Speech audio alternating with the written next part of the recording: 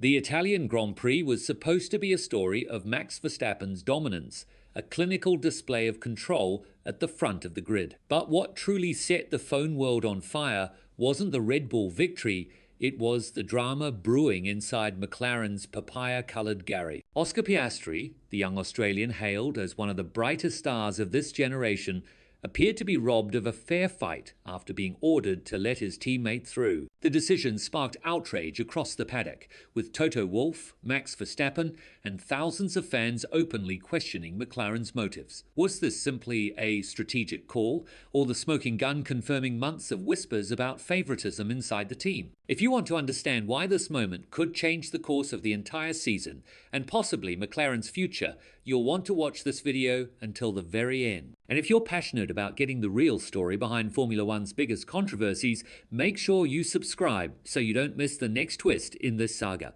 Let's break down exactly what happened. Oscar Piastri entered the Italian Grand Prix as one of the key figures in the championship battle, a driver celebrated for his composure, speed, and ability to thrive under pressure. Lando Norris, on the other hand, has been McLaren's poster boy for years, a fan favourite with a global profile and strong backing from the British media. For months, rumours of favouritism inside McLaren have circulated quietly, dismissed by the team as noise. But what happened at Monza gave those whispers a deafening new echo. Here's how it unfolded.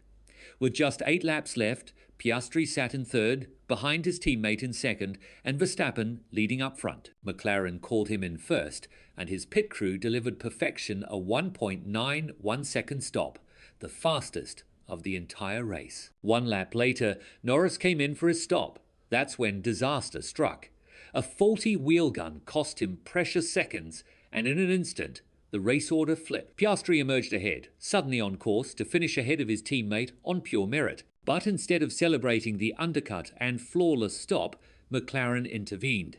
Over team radio, Piastri was told to give the place back.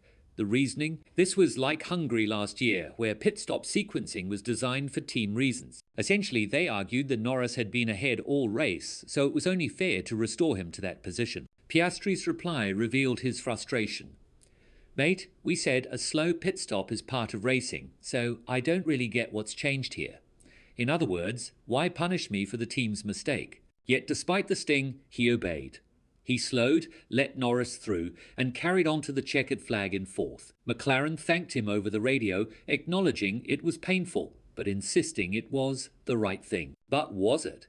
This is where the controversy ignites. Formula One is built on the very premise that luck, mistakes, and split-second drama shape the outcome. A slow stop is as much a part of racing as a blistered tyre or a missed braking point. By overriding that natural order, McLaren opened themselves to accusations of manipulating results. Fans immediately branded it sabotage, not a strategic decision, but deliberate interference to protect Norris. McLaren's defence came swiftly.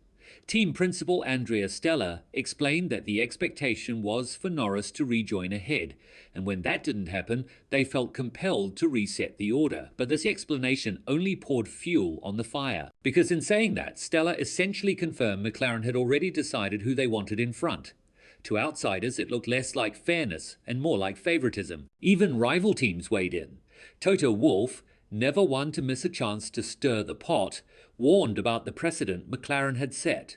If one slow stop can justify a team order, where does it end? What if it's a bad strategy call or a wrong tyre choice? Do you keep switching drivers around? His point was simple. Once you go down this road, you risk undermining the very essence of competition. Max Verstappen was far less diplomatic. Over the radio, he openly laughed at McLaren's call, mocking the idea that a driver should surrender a position because of a teammate's mistake. Later in interviews, he softened his tone but still reminded everyone that mishaps are part of racing. The backlash was visible even at Monza.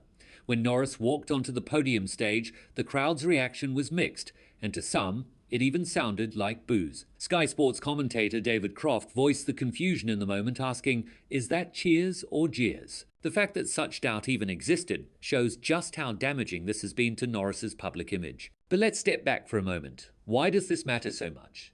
Because the championship is hanging on a knife edge. Before Monza, Piastri held a 34-point lead over Norris. After being forced to give up his position, that margin has already shrunk to 31. It might not sound like much, but with 8 races left, every single point could prove decisive. If McLaren continues to intervene in this way, they risk alienating their own driver and handing Verstappen an even greater advantage. Some argue Piastri was wise to comply. By keeping the peace, he avoided escalating conflict within the team and may earn goodwill for future battle. But there's another perspective. By obeying, he may have set a dangerous precedent of his own. If McLaren knows he will always comply, what's to stop them from making similar calls again? And if this becomes a pattern, how long before Piastri decides he's had enough of being treated as the number 2? There's also the media angle. For years, broadcasters like Sky Sports have been accused of favouring Norris, giving him more airtime and framing him as the team's hero. When moments like Monza happen, it reinforces those narratives, creating even more resentment among fans who believe Piastri is the more deserving racer. In the long run, this could fracture McLaren's fan base and even damage their reputation as a fair, competitive team. And what about Norris himself? He may not have asked for this, but he is the beneficiary. The danger is that he now carries the stigma of being the protected driver, much like others before him who were accused of relying on team favouritism. So where does this leave McLaren? In a precarious position. They wanted to avoid internal conflict, but instead they've magnified it. They wanted to project unity, but instead they've fueled division. Their decision at Monza will not fade quietly. It will be a reference point in every future controversy, every team order, every argument about fairness. The championship is still wide open, but the psychological battle has already begun.